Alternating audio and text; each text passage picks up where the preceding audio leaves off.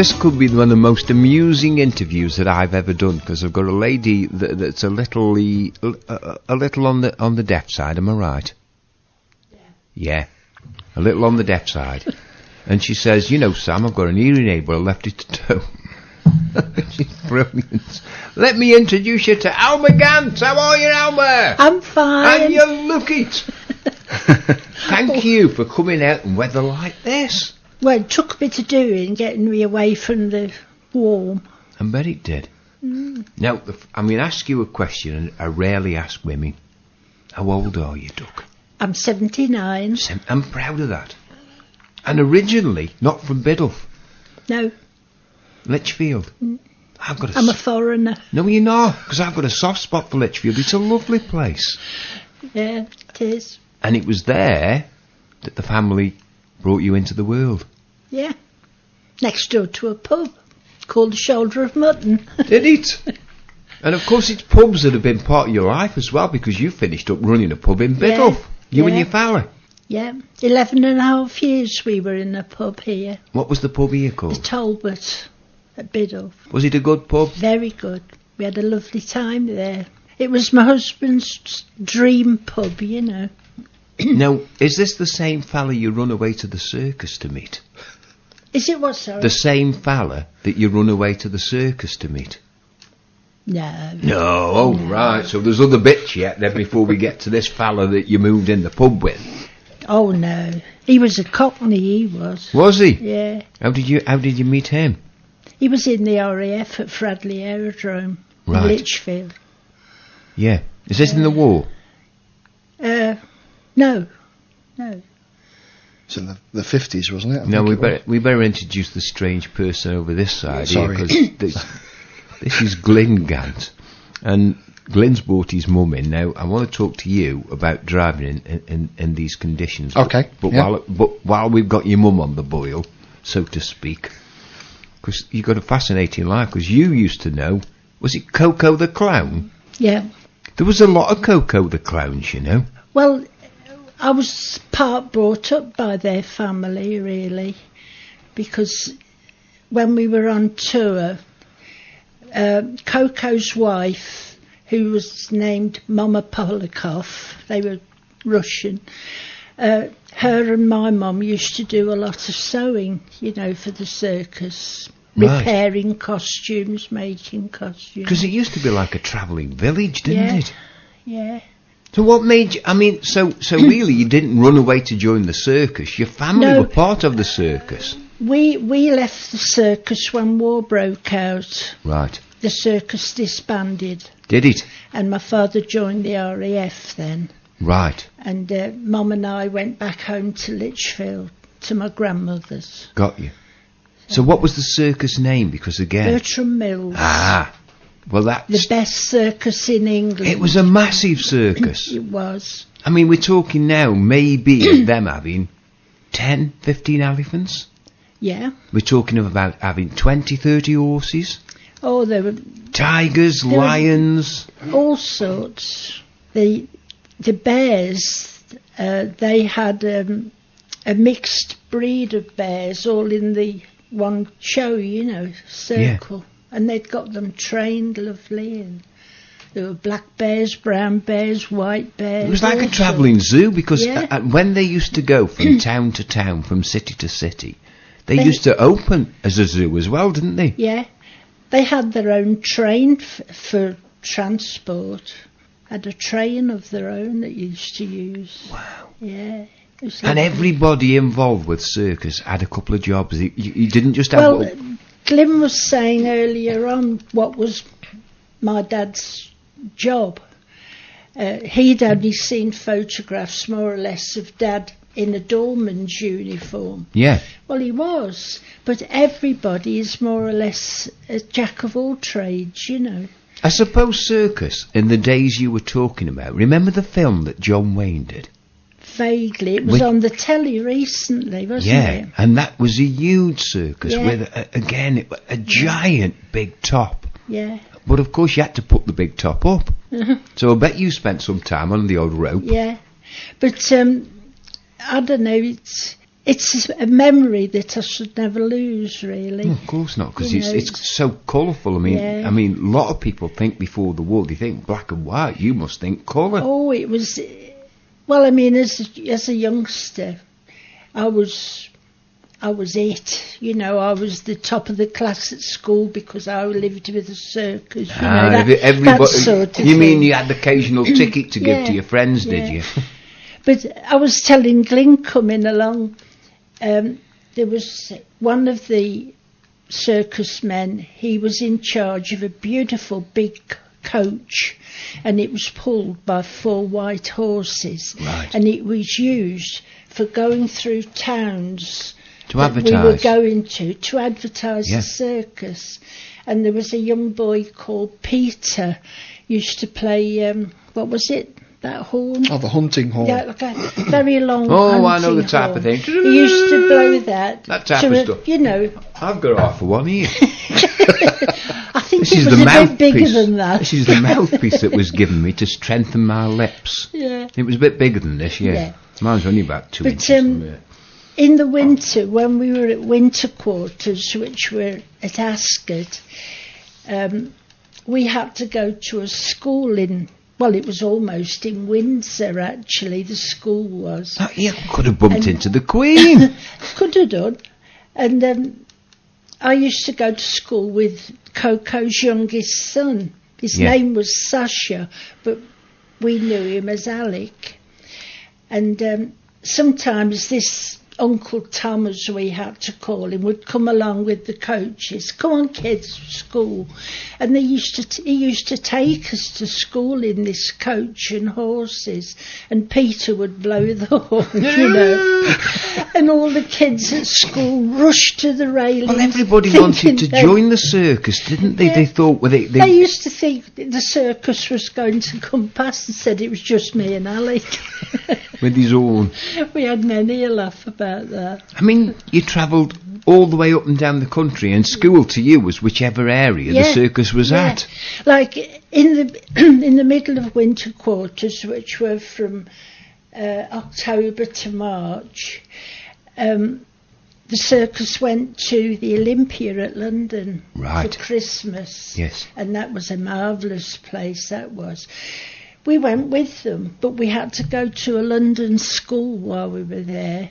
But we didn't mind that because the teacher used to have us in front of the class telling everybody about the circus. Yeah, the tale, because everybody Did dreamed of hardly being. any lessons, you know. Everybody dreamed about Yeah. being in the circus, didn't they? I mean, that was our X factor of the day. Yeah. When you saw some of those people doing some of the stunts they Yeah. did. And the people you meet, honestly, it was lovely, great. How long But were the animals were my favourite. were they?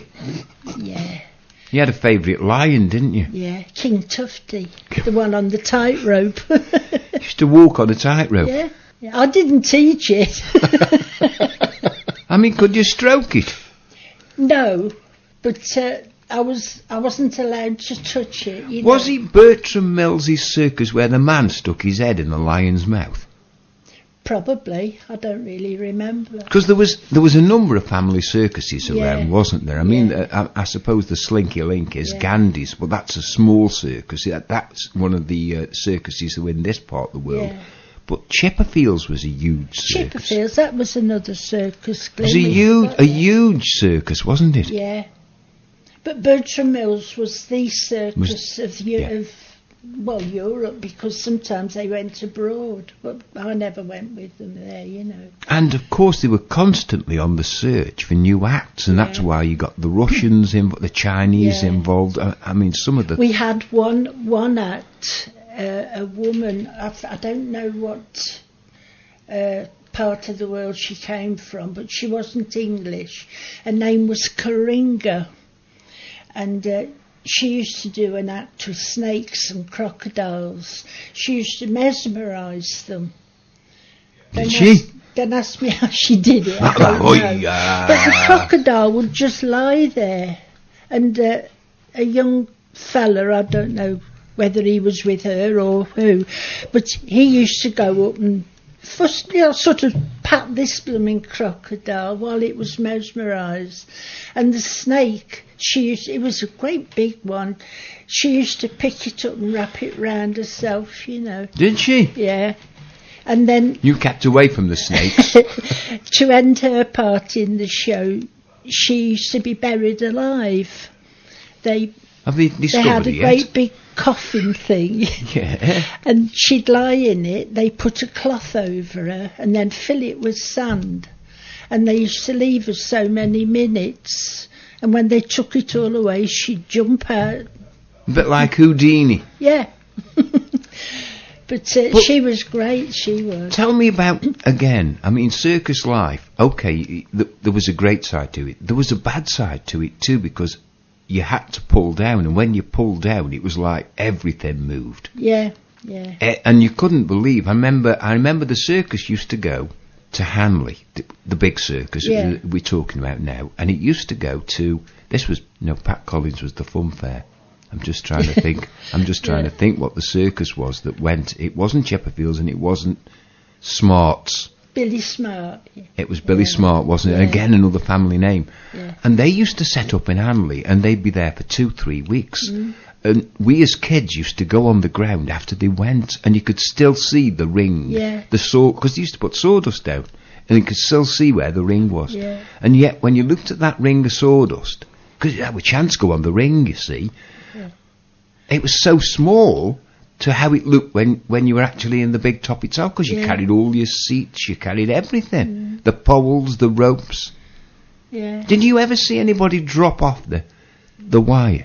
I never did, actually, no. So nobody hurt themselves while you were at the circus? Well, if they did, I don't know. They didn't tell you about it? Nobody got out? I wasn't all that old. I was only about 3 or 4. See, I'm worried about this. I'm worried about this young fella that used to stroke this crocodile, because he... Oh, yeah. I'm just wondering if he saw the circus. He had both his hands last time I saw him. So what brought you to Biddle? My husband. Did he? He'd always wanted a country pub, and the boss at the brewery said, well, there's one going at Biddulph. What did I say? Where's Biddulph? Well, you would, coming from Lichfield. Well, you wouldn't, would you? No. It's like the folk in Stoke. People in Tudstall have never been to Longton. But as soon as we saw it, that was it. You fell in love? Yeah. And we were there 11 and a half years. Yeah. And then my husband started having heart problems, so we had to retire. I'm still here. I can see you're still here. My family's still here. Alma, you're a treasure. And I bet you every so often, while you think, because your circus days went down all part of your youth, I bet you're constantly coming up with a new tale to tell. Yeah. Well, don't you wish that of all the acts that you saw on that circus, which is the one that you would have liked to have been? Anyone with animals in. Anyone? The Liberty, they called them Liberty horses, didn't they? Oh, yeah. Well, talking of horses, at one time in winter quarters at Ascot, they'd had I don't know how many, of untrained Arab stallions, white ones. Yeah. And they were all in one building. And Dad took me down to the menagerie, as he did every Sunday, to have a look round. And I spotted these horses, but my dad said, no, you must not touch them. You can get a bit frisky. They're very dangerous. You can get a bit frisky. Well, anyway, a couple of Dad's friends came along and they stood talking. Well, when Dad came to take me somewhere else, I'd gone, I'd vanished. And they were all out searching the circus for me. Where was I? You know, the horses have the basket on the wall with the hay and that in. Yeah. I was sitting in the shed with the horses underneath one of these things, and Dad didn't call me because the latest sound would have frightened the horses. He had to wait till I decided to get up and walk out. And my mum said, she says, I'm sure he'd have killed you if your dad, you know. Is that when you made friends with the lion? He put you in with the lion then, did he? No, but, you know, walking around with people that it's their job to train and that. Yeah.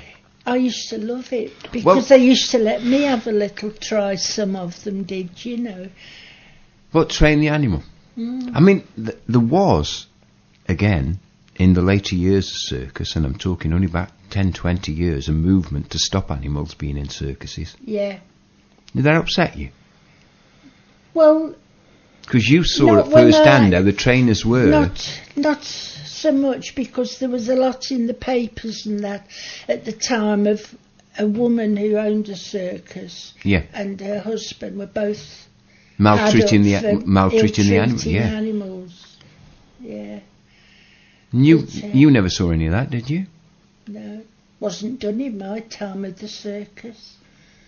Alma, you're a superstar. I'm going to talk to him next about driving in conditions like we've got at the moment, because we're not ready for it, and he is a driving instructor. So I'm talking to your son. Is he your eldest? Is he my son? Is he? I'm the baby. No, is he your son? That needs being used as your thing now. I'll tell you something. When I introduce him as a laugh to somebody, this is my baby, he tells me off terrible. And yet he's just called himself one, hasn't he? And there's, I'm hoping, hundreds of people that have heard you. Yes. Yeah. It's your baby. Yes. And I said to him, well, you're my baby no matter what. I feel sorry for you, to be quite truthful, but it's the way it goes. More in a second.